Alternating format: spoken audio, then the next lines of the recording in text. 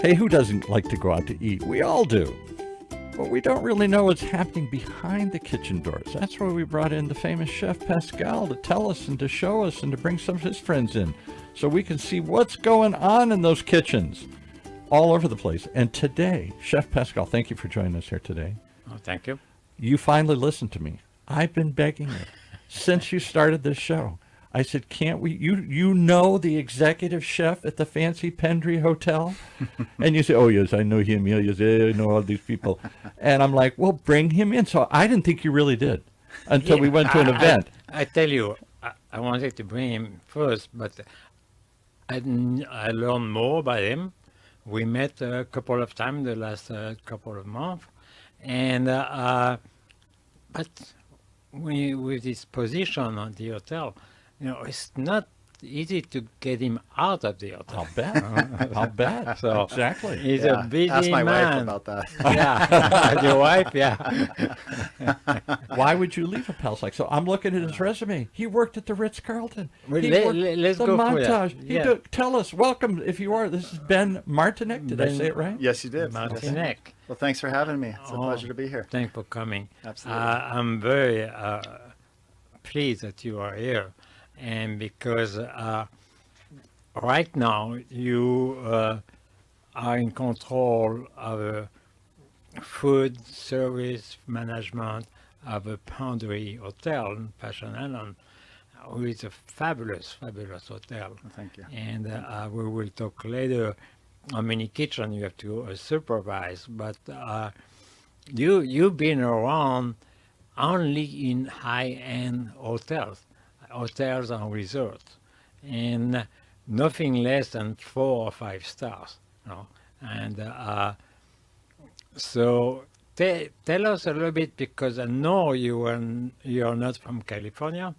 You are from Colorado, but you may have He some must have grown up in Monaco or someplace, or some of the Saint-Tropez, like where you used to cook. He must have been. Right? Boulder, Colorado isn't that bad. No, it's not that bad. My hometown is west of, it's in Boulder County, but it was about 200 people. So I couldn't be much further away than where I came from. For Yes, sure. yeah, but there's some famous city around there. Yeah, yeah. Right. And we have some pretty well-known restaurants down in the Boulder area. Actually, Frosco yeah, and- it's getting better and better. It has, yeah. It's Yeah. come a long way since I left. It's And you almost have 20 years now. You have to eat well in Boulder before you go in high altitude. Exactly. Yeah. Well, yeah. that's a university town, Yeah. so you got that. Yeah. So how Also, does a yeah. kid from up in a little tiny town get to work in all these famous resorts? Take us through that journey. So- Let's great see question. what's his connection with his family. Yeah. Okay. So, I grew up in a very, very, very small town. We didn't have a single gas station. The school was about 15 miles from in another town over. But what we did have is a little restaurant, and it just so happened to be owned and operated by my best friend's aunt and uncle. So that was kind of my in, and it was also the watering hole for everybody. My parents were there. My mom played music in Really? the restaurant on Saturday nights. What was it called? We'll do a shout out for It was called the Mill Site Inn. It's Okay. still standing, but it's not operating at the Okay. moment. But All right. it was an old mill that was converted into a restaurant, so that's why it was called the Mill Site. The structure itself is probably pushing close to 200 years old now. Wow. Okay. So don't send the health inspector up there. So local food, Local food, ingredients? yeah. It was lightly Italian. We did fantastic pizzas, all made from scratch. But I ended up jumping on that. I came knocking at the door and said, "Hey, can you hire me?" When I was 11 years old. And 11 years. That's the other thing that runs through all these shows. How old were you, Chef? You said 14 or 15? 14. 14, yeah. I did not go straight to the kitchen. I was picking up cigarette butts and trash in the parking lot, and I was breaking down boxes. There you go. But I did it. I committed to it, and I did it every summer, all through elementary school up until middle school. I did everything you can imagine. I was a bar back. When I was 15 years old, I was serving tables. But eventually, one summer, I came back and I said, "You know what? I don't really want to deal with people as much anymore. I want to be near the food." So they put me in as a dishwasher, and honestly, I loved it. And You I was loved washing dishes. I did. I took it seriously. I organized myself well, and I was proud of the work I was doing. I felt They're really not amazing with your pile of plates, pile of pots, and say, I'm going to take care of it. Yeah. And then you leave. and they're going to shine so too, clean. you know? Yeah. Exactly. Yeah. So I took pride in it, and I think that showed. And so they kept wanting me back, and finally, I got to the grill station back there, and I was working in the kitchen, and the rest is history. I knew I You was. had to burn yourself a little bit. Yeah, exactly. But But I'll did you- never forget that first pizza I made that I thought was perfect. And I put it in a to-go box, and I boxed it up, and I never got to see the person receive it, but I knew that when they opened that box of pizza at home, they were going to be so happy with it, because it was the perfect pizza.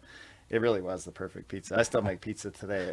It was damn near perfect. It was all round, and the sauce was perfect, and the right amount of cheese on it, and it was that sense of pride. It's kind of like the dragon that I've been chasing ever since. You know, just very proud of the work that I was Can you doing. do that pizza again? I can, yeah. We do a very similar pizza now. Give us a call. It was the call. But But did you grow up in a food family? I mean, did, 100%. Yeah, my Chef Pascal says his mother was a great cook. Yeah. Wasn't known for anything, but she was a great cook. A lot of us, Yeah. because of our parents. Yeah. and not professionally, but all Right, yeah. my family, both sides of my family had some fantastic cooks. My Cook well, grandmothers. eat well. Yeah, my dad came from Chicago, and he was raised in a Polish upbringing. My grandmother was adopted, but so we don't have any Polish blood. But we were raised Polish. My grandmother was a fantastic chef, fantastic home cook rather. But Can you make guamkis or anything? I can actually. Yeah. I'm part Polish. I grew up in Detroit. My dad was half Polish, and so his relatives, we'd have all this Polish cuisine. Guamkis. You even know what guamkis are, chef? Actually, Go ahead. No. I don't know. He's going to tell you. no, I was thinking of kalachkis. That's another one. Yeah. Yeah, that's Guamkis are another like little pigs in a blanket or Yeah, something kind yeah. of thing. Oh, okay. Exactly. Okay. Yeah. All right. But her specialty was fruit dumplings. Uh-huh. And so she would take a whole peach and poach it, skin it, take the pit out, and then there was a dumpling wrapper that went around the outside, and then that would get poached again and then Yeah. baked with with butter, brown sugar, and cinnamon on top. They And it love to was wrap just them in things. tremendous. Yeah, right. I hope it's going to be on your menu soon. Yeah. Well, unfortunately, she never wrote anything down, and when she Yeah. passed away, we lost a lot of her recipes. That's one thing I always ask chefs who have some family background of cooking. Make sure you get the recipe Yeah. before it's too late. I know, Because you always regret not having. There's a few that we got and a few that we've tried our hardest to recreate and just can't quite Yeah, get that yeah. magic touch to it, you know? Like everybody want to recreate their aunt or grandmother fried chicken. You Yeah, know? yeah. It's never the same. It's never the same. So the question I the have, same. I ask everybody, is this why this path then? So you clearly liked cooking from an early age and the whole atmosphere around a restaurant. You took pride in washing the dishes, Yeah, making the yeah. perfect pizza, sticking it in the box. Isn't that what every chef inside you starts by pleasing yourself and having that pride in what you deliver, and then hoping, oh, what do you think somebody's going to see it? Yeah. Why Yeah. not open your own? Why isn't there a Well, Ben's yeah, place, a Ben's Yeah, mill? Or, first, when did you decide I want to be in the culinary industry? So it wasn't until about 10 years of in and out of kitchens that I decided that I was going to do this. I was good at it. I can make a profession out of this, and I can take it all the way. That's when I moved from Colorado to San Francisco, and I attended CCA. Yeah. which is the California Culinary Academy. Exactly. Yeah. And you know, it was kind of went back and forth. I'd already been in the business for a long time, and so going in, I kind of already knew a lot of the things. But the French terminology, the relocation, just getting into a city and having all these opportunities. I mean, I wouldn't trade San that for the Francisco world. is amazing for that, yeah. So, and that was when the second that I applied to that school, I'm like, this is it. This is all I'm ever going to do. And sure enough, And that, of course, led you to a Michelin star restaurant. it did. Yeah. Jardinier. Jardinier never actually got their star. They were very well deserving, but they never got their star. So it I was said they had one star because No, there they- was a beginning of Michelin in California. California. yeah. They may have at the end, but they closed like right around the same Yeah, time they were getting rated. And where were they? She where- was a great chef. She's tremendous, where amazing. Where were they at? That was down in the theater district of San Francisco. So we were right across from the opera. We you had go. the ballet right there. But star or no symphony. star, they were very popular. Yeah. It was But the Michelin star was which one? Cortez? Cortez. So I went to Cortez after that, which was a very, very fun experience for me. It was a smaller team. I still am and this is the other thing, as you know about the kitchens, is you don't get you go through the trenches with these guys and girls, and they're with you for life. I mean, they're like people you grew up with, and even though if it's It is only kind of like the Army. it somehow, is you kind of know? like the Army, you know. I don't know that you'd ever build those relationships not having gone through certain hardships. You have to learn how to crawl underground. Exactly. Your way Yeah, through. exactly. Keep your head down when Yeah. the grenades are coming in. Yeah. Stay low, and then suddenly you stand up. Yep. And you know, sometimes you got to bail out the guy next to you, and sometimes you need them to bail you out, and you build these relationships that last for a lifetime. Yes. So that's the most memorable thing about Cortez is I'm still in contact with all the people from that restaurant.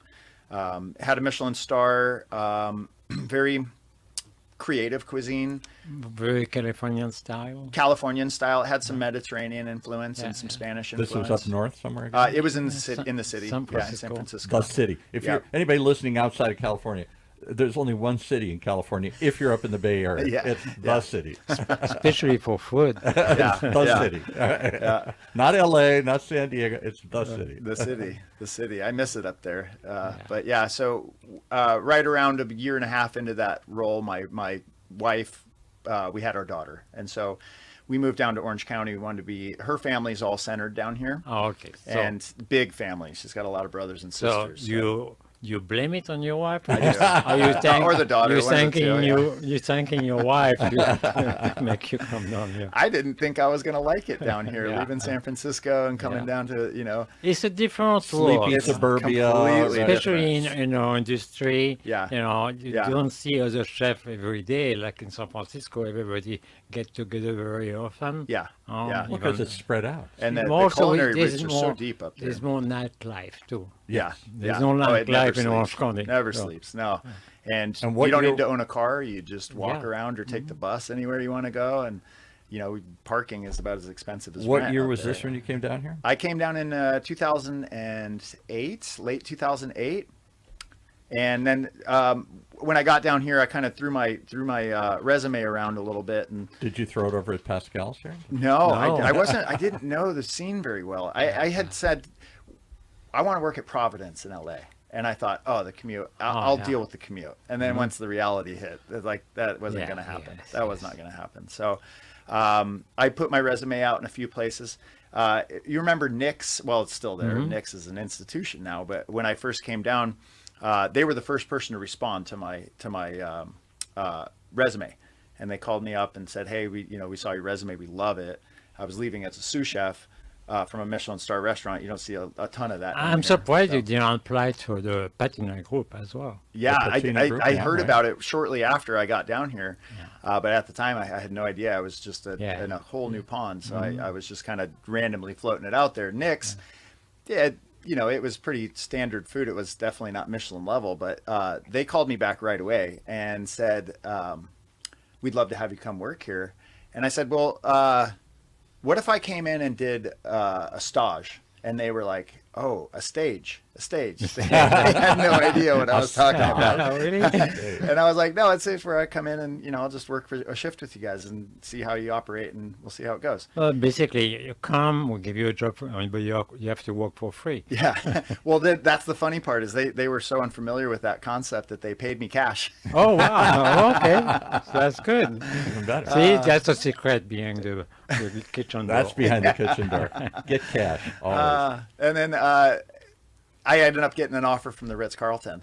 The Ritz-Carlton had How did they find out about you? I dropped my resume with them. Okay. And back then, now it's all online, but I was literally going from place to place Yeah, handing out yeah. my resume. So I want to talk about that moment. So you've been in a mom and pop restaurant in a small town. Yeah. Loved it. Mm-hmm. Decided to take a step up. You go to the California Culinary Academy, Yeah. and from that, now you're in the other end of the spectrum, Michelin star restaurants. Yeah. and fancy cuisine in the city. High-end cooking across from the Opera House. Not the Mill anymore in small town Colorado. a big step in Making the right pizzas. direction. Now, all of a sudden, why take a veer into hotels and resorts? That is a great question. So this is, right after the recession. Pay was kind of everything coming down here, and coming from the city, I was making $33,000 as a salary in the city. I mean, it was barely able to survive on that. Yeah, especially with And the so rent and everything. Yeah, I come down here and the Ritz is offering, I think at the time was like $16 an hour. Sounded like, oh, I finally made it. Yeah, Yeah, I hit yeah. the jackpot. Yeah. And it was also the benefits that come along with the hotel, and that's really not only what got me in, but has kept me with it for so long. Stability. Yeah, stability, the health insurance, and I had my daughter at the time, so I was really thinking about more than just myself at that So point. what was the first position you had at the Ritz-Carlton? The Ritz-Carlton lowballed me. I didn't understand. Don't hold back. Tell us. I didn't what- understand at the time this cook 1, 2, 3 thing, Yeah, which is yeah. big in the hotel world. Now I preach it every day. But at the time I had no idea. They said, "Oh, cook 3." They offered me a cook 3 coming off a sous chef, and I'm like, "Okay, well, whatever it is, I'll take it because I know That's that I'm good. going to go and work Cook circles 3 is around good. people, Good on trade. and I'll get promoted." Yeah. And lo and behold, they have policies in place, and you can only be promoted so often. You have to be there 6 months before you can move up. And I didn't realize that cook 3 was at the bottom of the rung, but And Paul, there is no politics in hotel. No. All just performance based. But once I got in there, I did just that. I worked my tail off, and I worked every station on the line as a cook 3, and I eventually got to the point where I had applied for a sous chef role there, and they wanted to give me a kitchen manager, so it was going to be a big jump from in 3 to a kitchen manager. specific kitchen? Or? It was 162 at the time. Okay. We closed it. We opened Raya, which is yeah. still there now, and then I left about 6 160 months. was not more oriented to a steakhouse? It was kind of steakhousey, definitely American vibes to it. Yeah. Creative. We got to do specials every day, which was, Good- and then a we do good tasting bar menus on and the everything. weekends. Yeah, good bar Good program. wine list, Yeah. And I was very happy. I mean, Well, it's better because you could have done the dining room, but the dining room is such a low place. it wasn't open anymore Oh. at the time. Oh, Yeah, it was a completely dark kitchen in the space. So there was no terrace, there was no dining room. So that was kind of the only option. It was that or banquets. Yeah, yeah. and So let's banquets talk had- about, and I appreciate that these are high-end properties, the highest in Orange County here, the Montage, the Ritz-Carlton, the Pendry now. And so they're catering to a very affluent audience Yes. who's used to the best, who Yeah. can afford the best, Yeah. who wants the best. At the same time, and you guys can explain this to me, when I look at the awards around the world, always, forever, I don't see necessarily those properties, those kinds of properties, winning the awards or winning the critics' attention. It's always a place like you started at. Well, the actually, Chardonnay and all this. I think you're right. I mean, in somewhat you are right, but because of the still 5-star hotels. Absolutely. That's why I'm wondering. I would think they would be the So- leading so- culinary on the cutting edge. Everybody be talking about and writing about them and everything else. Sometimes it's complicated for the big guides to put stars in hotels. Now they're more soft. At the beginning, They want to reward the they smaller say, guys. it's still a hotel restaurant, and so chef got frustrated, Yeah. And then, but now they're more open to that.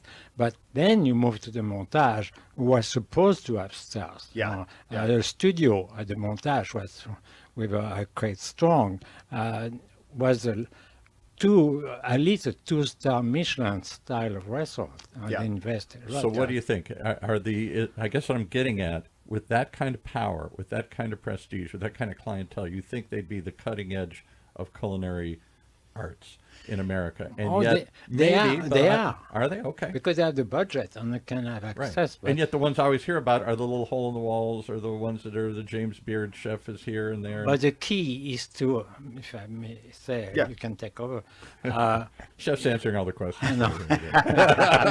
He knows very well. I want him to tell me. You still have to have a great restaurant in a 5-star hotel because you want to keep your guests in. Yeah, yeah. It's rare to, especially this day and age, that these restaurants do cater to one focus.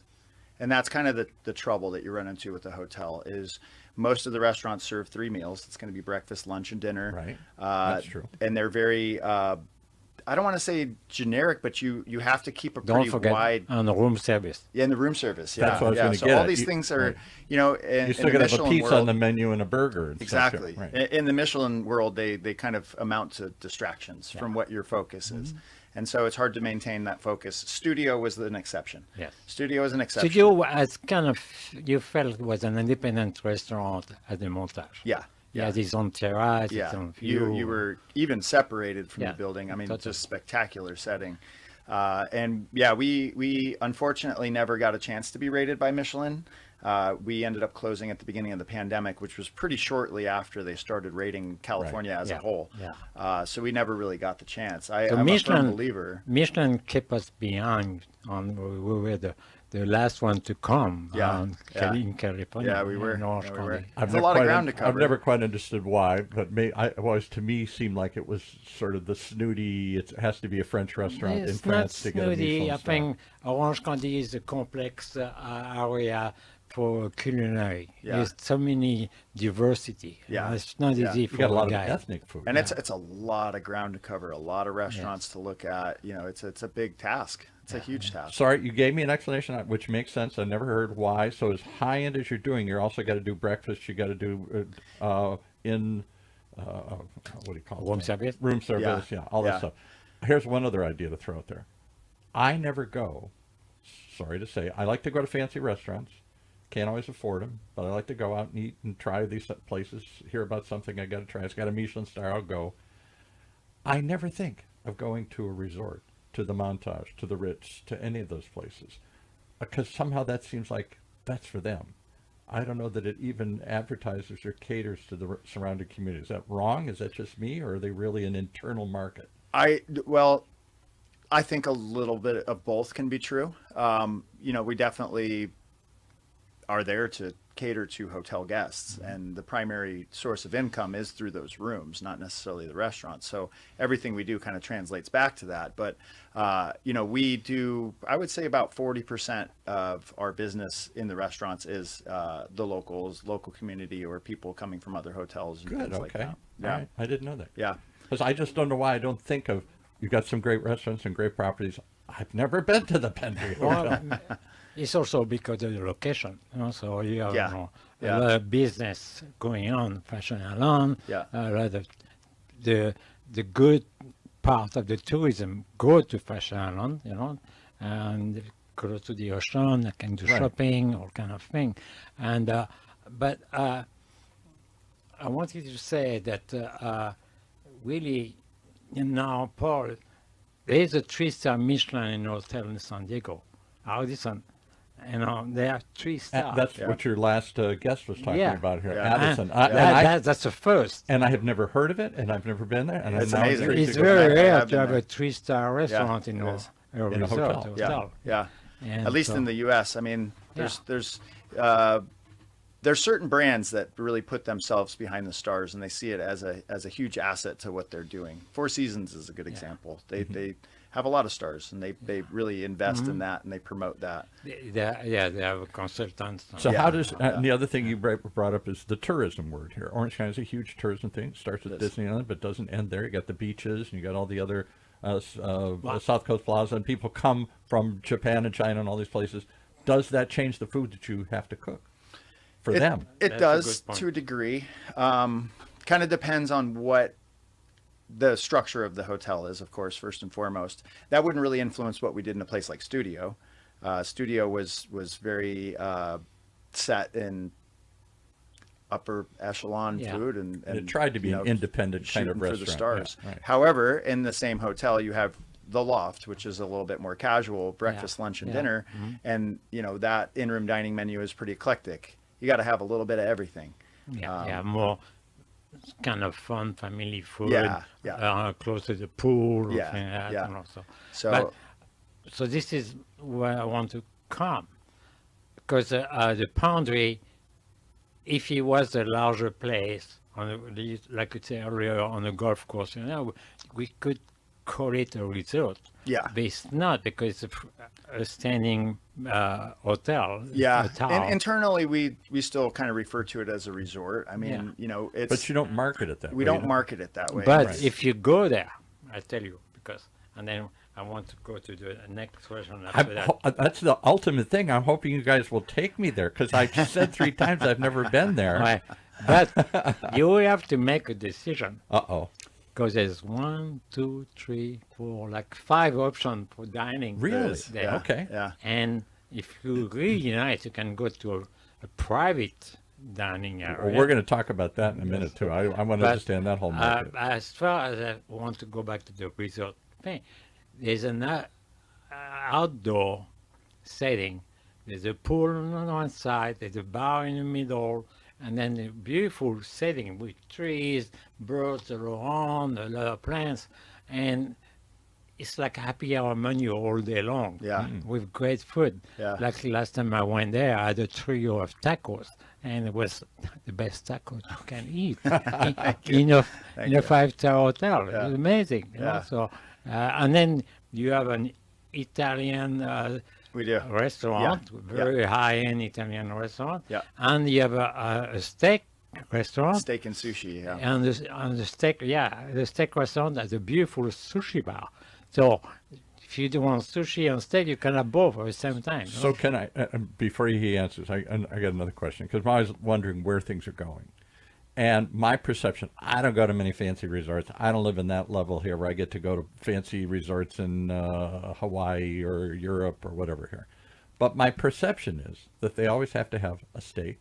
They always have to have, like in Vegas, a steak, an Italian, and some kind of seafood or sushi or something here for those like my wife who won't eat meat anymore. Is that, is that the 3? There's not many hotels that serve sushi unless there are I don't see many doing like, French. I don't see them many doing other sorts of cuisines. It's Maybe kind of California. mixed. It's inside kind of mixed. Yeah. So I'd what are agree the with hot that. cuisines? You just rattled those off. Well, if I go to a resort in Vegas or anywhere in the world, what am I going to see in these resort hotels? I mean, realistically, you play to your demographic, right? And you know, Italian steakhouse, Everybody and loves then it. we have a little Baja restaurant. But in Orange County, those 3 things we know that's a hot ticket right there. Right. You know, you put the same hotel So you're in not gonna do a Europe, you Greek- might want to do something a You're little, not going to do more Greek French or bistro. French or bistro or anything. Yeah, like yeah. that. I think it all kind of depends on your demographic, but one thing we know for sure that does really well in Orange County is Italian food. Pastas and pizzas all day long. Yeah.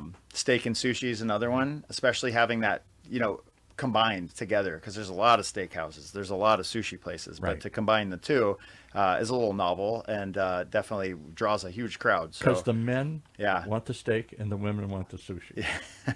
At least that's the way in my family. yeah. Sometimes that's the opposite on my side. But there's I like always it all. I there's like a it all. dichotomy, Yeah. Yeah. All right, so that's what we're seeing. And So, how many kitchen and how many type of menus you have to handle? The hotel has 11 menus, 11 different, we call them outlets, but it's not like you could walk in there and you're not going to go sit in banquets and we take an order, right? But that's a huge part of the operation. So banquets, we have a coffee cart, which is, a lot of pastries and different customized coffees and things like that. We have our Tree Shack, which is the Baja restaurant. It's the pool, but it also services a public patio as well. We have the Elwood Club. Elwood Club's like a whole wing of the hotel. we're going to talk about that last. 'cause Yeah, I'm it's fascinated a by really that. cool spot. They even There's- have like a speakeasy. Yeah. Yeah. There's 3 outlets in there. So there's the Via Mara, which is the high-end Italian. There's a pub, which is kind of like a sports bar, very casual feel to it. And then, of course, the Cabaret, which is our late-night speakeasy. We have Bar PENDRY, which is our lobby bar, but it is a very lively Beautiful lobby bar. bar. Beautiful, Is beautiful. that like a full circle? Yeah. Like a giant oval. Okay. But yeah, spectacular setting. Very, very busy. So primarily alcohol sales. And in a there, but lot we do of serve locals food. are going there. Yeah, a lot. I mean, that one is a big difference in the. It's probably 20% hotel guests and 80% locals. Wow. Okay. Yeah. So you can bring in people from the outside. You world, absolutely, yeah, particularly in neighborhoods absolutely. like that. Are you go through the lobby? Do you even ask anything? and you just go a little bit on the right, and you're right there. Yeah. So I mean, the place is so popular on the weekends. It's like a nightclub in the lobby of the hotel. Wow, okay. Which is we've had to change our plan of attack several times since opening. Just kind of how to manage the crowds on a weekend and how to still separate that from Because the you don't want luxury that crowd to experience. push out the local. I had Yeah. this. I went to a W, right? We're all know the W chain. Yep. Down in San Diego, we decided to go down for a week and we live it up. We're going to stay at the W. downtown, yeah. And they have, of course, a DJ spinning in the middle of the lobby at yeah. a certain hour. Yeah. So as a hotel guest, I was intrigued, but I also felt like, well, wait a minute, I'm staying here, I'm paying to do this, and these people are just walking in and partying here. Is it an intrusion to bring in people from the outside? Actually, San Francisco had several hotels like that. Yeah. They had the lounge hour, you know. Yeah. Yeah. Yeah. It's definitely unique to this area to have something like Yeah. that. And if you didn't know Pendry Newport Beach, but you know the brand Pendry, it can be a little off-putting because you expect this, contemporary luxury, kind of low Quiet, quiet, yeah. yeah. So peaceful setting. 11 menus Yeah. that you change, kind of rotate or Yeah, yeah. go with the season. Uh-huh. And how many kitchen?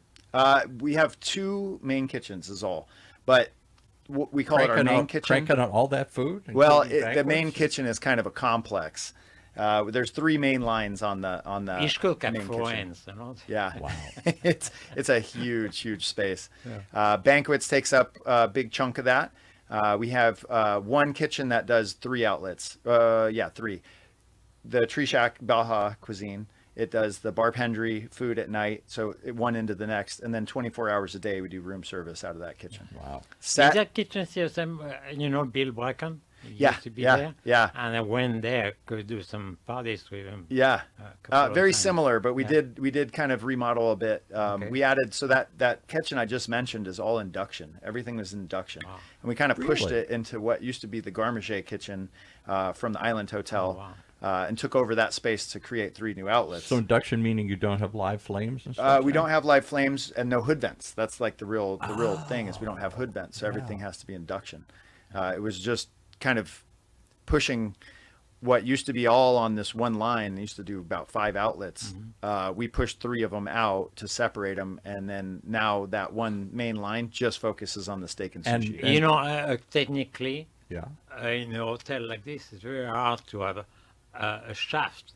Yeah. From the Oh, kitchen to Exactly. Where do you put the Put shaft 20 of the stories, the vent? you know. tower. Right. Unless you go on the side, and then the people, the guests, open their windows and smell. Yeah, Oh, exactly. it's breakfast time. Yeah. We can smell we smell the bacon. Exactly. That's a great point, and it's 20 stories up. So we're on the first floor of a 20 story So building. you guys are chefs. I'm not. Can you make the same quality, the same cuisine on an induction line? Totally. Totally. It's a question of question. control. Yeah, Okay. and there's some drawbacks to it, but there's also some benefits as well. You know the good because I'm working at the at Saddleback College. We have a full induction kitchen, electric, everything. For the culinary arts program over Yeah, there. and the hate flames, I like flame because it goes fast, boom, respond very fast. Right. But sometimes you burn the sauce on the edges. Yeah. Induction, you just it's You don't clean. have to worry about So it. he Yeah. said there's some benefits and some disadvantages. Tell me both to cooking with an because the people tuning in like me want to know what's behind the kitchen door. Yeah. We have these ovens. They're called Turbo Chefs. They're like what you see in Starbucks, but we have the massive industrial version of those. They can be an air fryer. They can be convection. They can be a small deck oven if you need it to be. It's just it's a brilliant piece of equipment. On the other side of that, we have a fryer that's a hoodless fryer. So all the air gets hoodless fryer. Hoodless Okay. fryer. So it all gets sucked internally through a vent or a filter rather, and before it spits the air out. So there's no more grease in the air it's pushing out.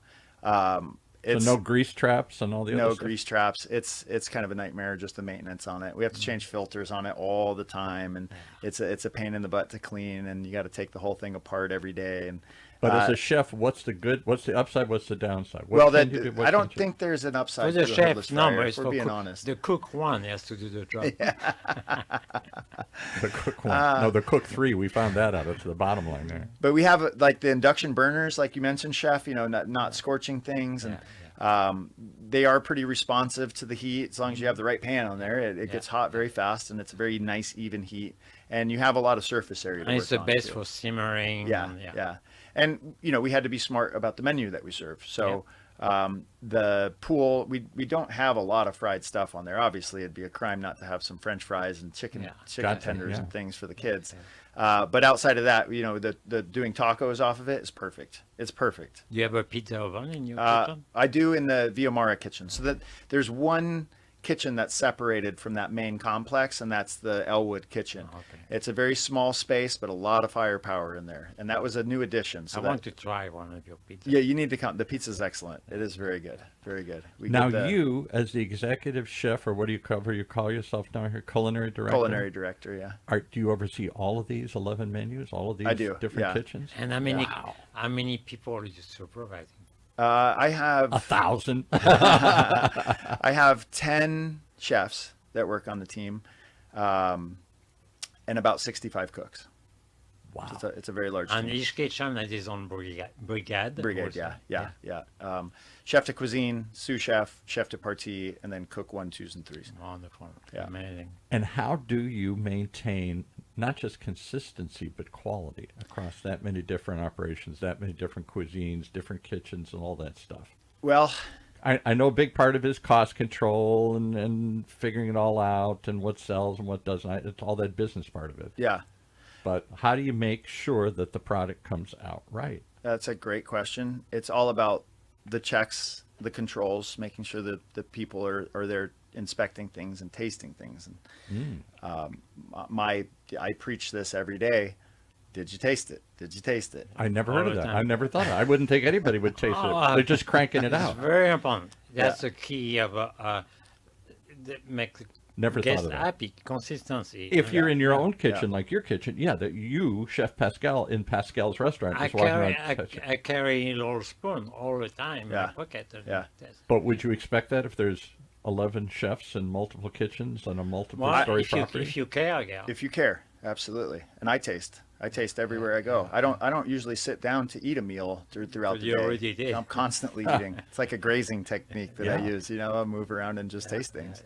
Ultimately, it comes down to hiring the right people, and I will say that, and promoting the right people into leadership positions that care about what they do and put their passion forward every day, and who are going to be almost like a visceral upset if something comes back from the dining room. I mean, none of us want that.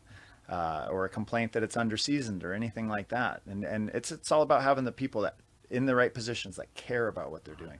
That is So- the key word, and you say so casually, but I tell you, there are resorts and hotels I've been at where people care down to the pool boy who's giving you the towel. Yeah. Nobody's watching them. Yeah. They could easily say, it's and, true. and just walk away. But It's somehow they unfortunate, get but them it's to true. care. Yeah. So do you have to find people that already care, or do you somehow teach them to care? A little bit of both. I think that we focus on two aspects when we're hiring. It's the character side and the competency side. The competency side is a little negligible. We can teach you what you need to know. Right. I can teach you everything that you need to know to be able to work the line, to be able to expedite the food, to be able to quality control the food. That can all be taught, but it takes the right type of person to be receptive and care about what they're doing. And so that's the character side. And I focus primarily on that when I'm hiring. I'll leave it to my chefs to do most of the recruiting. And when they bring somebody into my office to interview, I know that they're telling me they can do the job. My job is to see, are they the right fit for the team? Are they the right cultural fit for what we're trying to achieve here? And that's my primary focus. And culture meaning, everybody uses that word, and it's like everybody says, what's called? It's the culture. Okay, what is the culture, and how do you establish a culture? That's Culture. a great question. How do you get a common communal feeling of something here? That's a great question. We're really big on that in Montage International. It's everything to us, and Because it's the Pendry, as we didn't say that, is part of the part Montage. of the yes, group. yeah, Right. all part of the same group. How do we do that? It's a lot has to do with the onboarding. For sure. We go through we call it our Know Thyself. It's like an orientation, but it's 3 days of getting to know the culture of the hotel. But for me, it's my priorities, how I hire. So every time I sit down with a new candidate, I go through the same kind of spiel.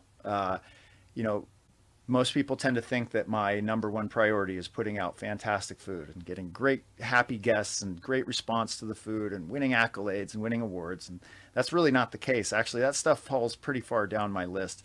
Number one priority of mine is hiring the right people and identifying the right people. And number two priority is making sure that we treat them the right way. And that in turn, they treat each other the right way. And because that's a big part of it too. You got that many people. Wouldn't it be a lot of infighting and catfighting? I mean, it happens. Not working together and name calling and. Oh yeah, but we don't support it. You have to get it to where that is a fish swimming upstream. But you can't fight because you won't get the promotion if you fight.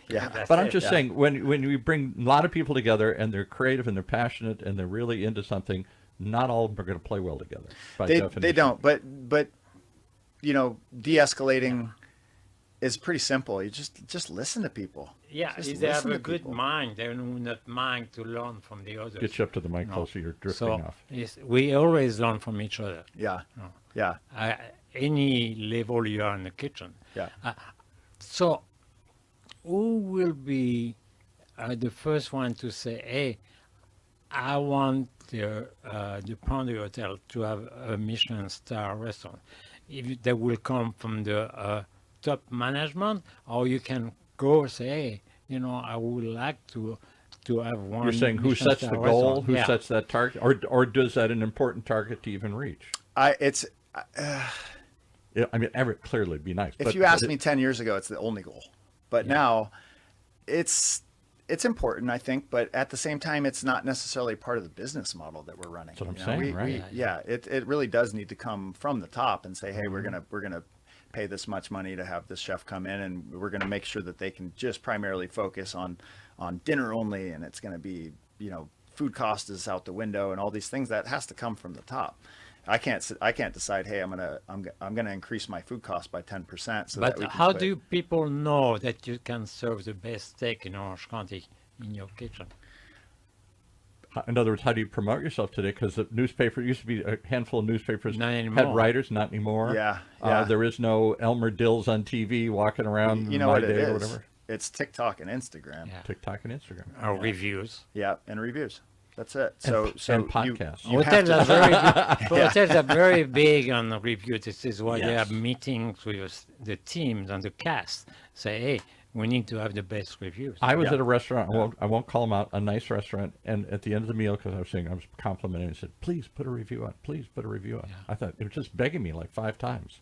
Yeah, don't tell me. Well, especially people that travel. Yeah, they read the reviews before they. Well, when I go to a new city, first thing I do if I'm looking for a place to eat is I Google it. I Google the restaurants around me, and then I start to look at their star reviews and what people have to say about that place. Is it all Yelp or is it other things? Yelp is the primary. Yeah.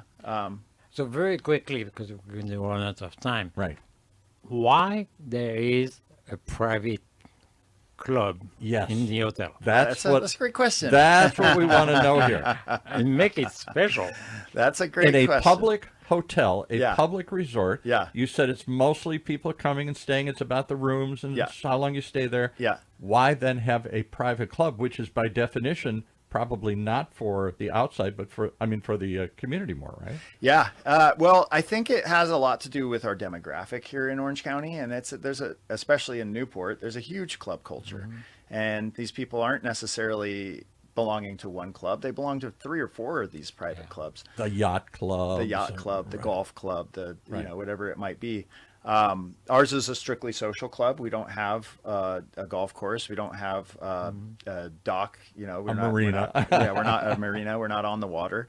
So it's primarily a social club. So we are constantly having meetings about what's next on the programming. What are we going to do to entice people to come? We throw parties all the time. Really big, fun parties too.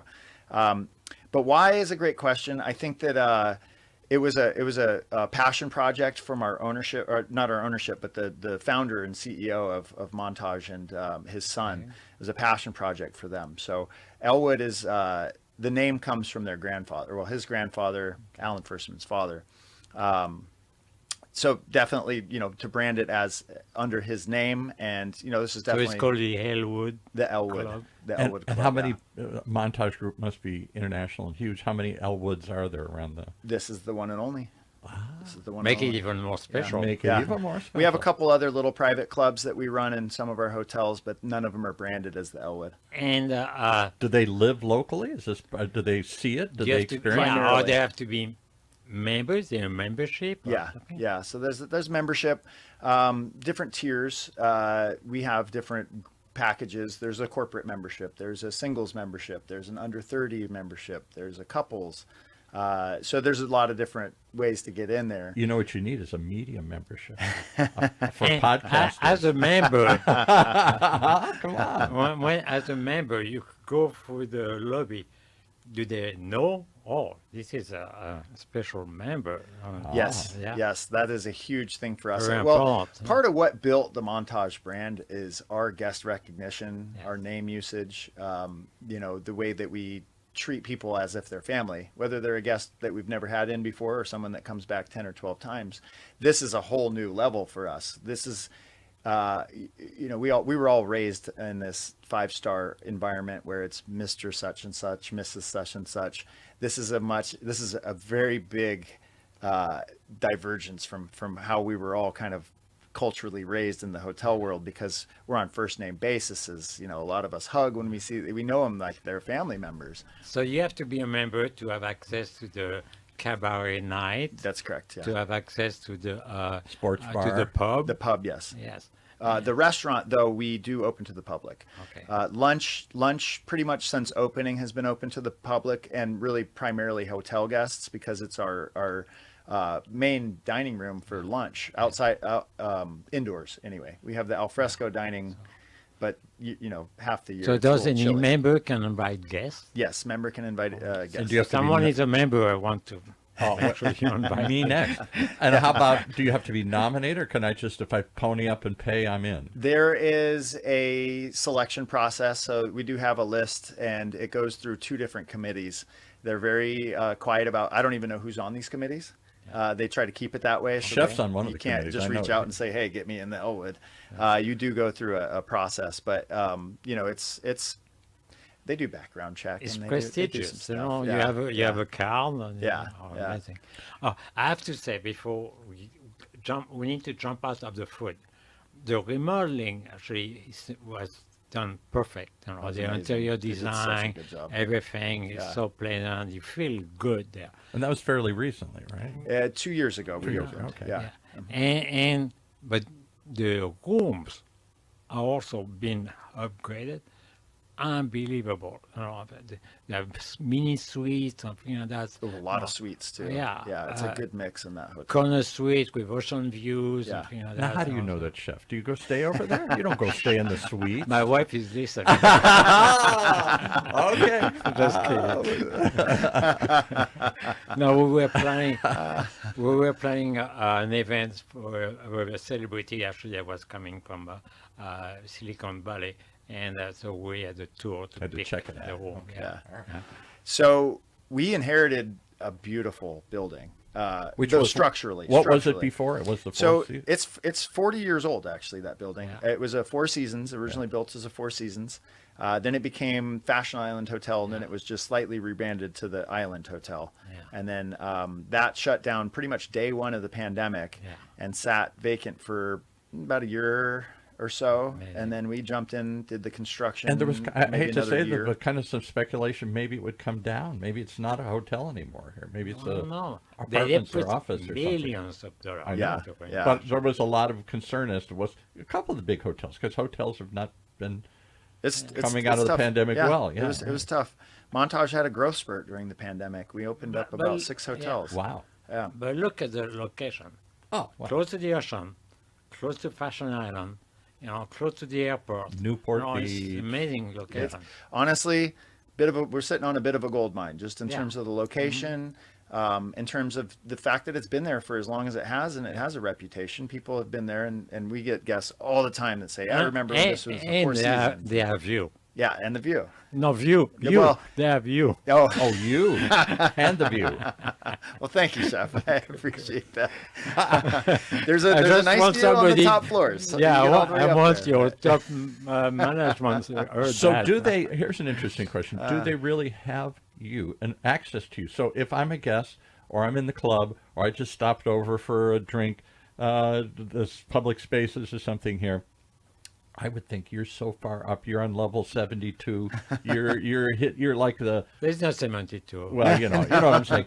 You're on the I top think floor. there's what, What's level 28, 70? 28 floor? You don't Oh, meet 20, you don't yeah. meet the big guys. They're always on some floor somewhere you can't. They're away from the little people and the public here. Or are you out walking the floor and walking the property? So, luckily for me, and luckily for many of our hotel guests, and especially our members, I have such a fantastic team there.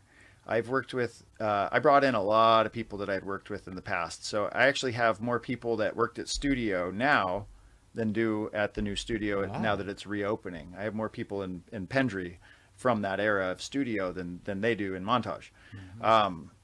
So I trust my chef team very well, and it allows me, frees me up to, during the day, it's a lot of meetings and it's a lot of, Do you think they're listening?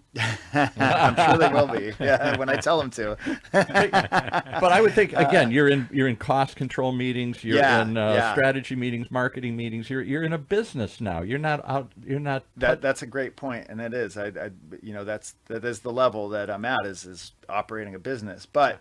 That business all comes from our guests. I mean, they're the ones that sign my checks at the end of the day. But do I see you if I walk through the property? You will most likely see me. I spend most of my time, especially after afternoon and evening, I'm on the floor, and I usually greet the members when they come in. Yeah. The club is closed 2 days a week too, so I'm usually there almost every day that it's open. It's closed probably on Monday or something. Yeah. Monday and Tuesday. Monday and and okay. Tuesday. All right. So one of the common complaints with Chef and I on this show is this new move towards somebody gets a Michelin star, somebody gets a name, and then suddenly they designed the menu.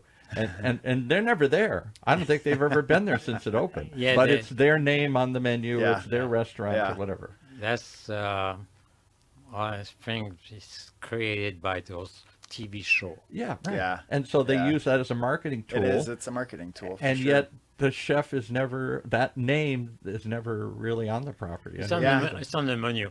it's on the menu. Yeah. They help design the menu and then they're gone. And you get a lot of that in Orange County just because A lot of it. they want to have a big name to help sell the brand. Yeah. I love meeting people. I love talking to people. I have days where I kind of hide out and back a little bit more than others, but I feed off of the guest energy too, and it keeps me in very direct contact with their feedback. If they have something great to say, I wonderful, think I'll your share big it. name is to say you are the executive chef at the PENDRY Hotel. Then you don't even need people to know you are Yeah, Ben, yeah. Chef Ben. But Yeah. I would guess if I went to one of the big resorts in Vegas that the executive chef doesn't want to be known. Yeah. I mean, the thing about being a hotel chef is you can separate yourself from a lot of, for me, why I got in the business, which is the actual creation of the food. And right. you do get lost and caught up in these meetings because there's so much planning that's involved with things, and And budgets and budgeting. staff Yeah. and marketing Yeah. But- and decisions. if I may say, Las Vegas is a destination for people from all over the world. But top hotels like the Montage and the PENDRY are destination hotel. Right. You're coming there for that brand, Yeah, for that and experience. he happened that they are on the coast of Southern California. So the whole thing together say, hey, if you want to have a special time, that's Keep it up because Yeah. I want to see the chef. I want to meet the chef. I want to say hi to the chef and say, that was fantastic, or why did you do that, or whatever. Here, I don't want it to be just some corporate decision. Somebody flew in, designed the menu, and never touches the property again. Quickly, it depends on the top management. If they let the chef, it's a little bit of semi-freedom, Right. Oh, absolutely. the chef will be happy to be there. Yeah, And that's people a great are going, point. and That's a people great want an point. experience. They If don't I want was just being great food. dictated as far as what was You on my can't. menus, I'm not necessarily going to be proud about it walking Yeah, out in the yeah, dining yeah. room, but I'm very proud of what we do, and so I do like to share that feedback. Well, we're with very guys. proud that you're here. We went way over. How do they come to the Pendry? So I'm allowed in. Even a bum like me can come into the Pendry. We'll take Certain- all walks, certain my parts, friend. maybe. All walks. I But think, you are long I overdue, think, and I'd love to I have you think there. the receptionist will put Yeah, please. Out with this guy here. But yeah, we're right across from Fashion Island. Open 7 days a week. The club's closed a couple days. We are Via Mara, which I'd love to promote, is open right now for the public, dinner and lunch. Oh, It's not forever though. We will shut it down eventually. Via It's kind Mara of a- being the one in the Elwood? Exactly. It's a recruiting tool that we're using. It's been tremendously successful. Okay. And for us, it's really nice And what's too the because we get cuisine? to- What's the food there? it's Via Mara? Italian, Okay.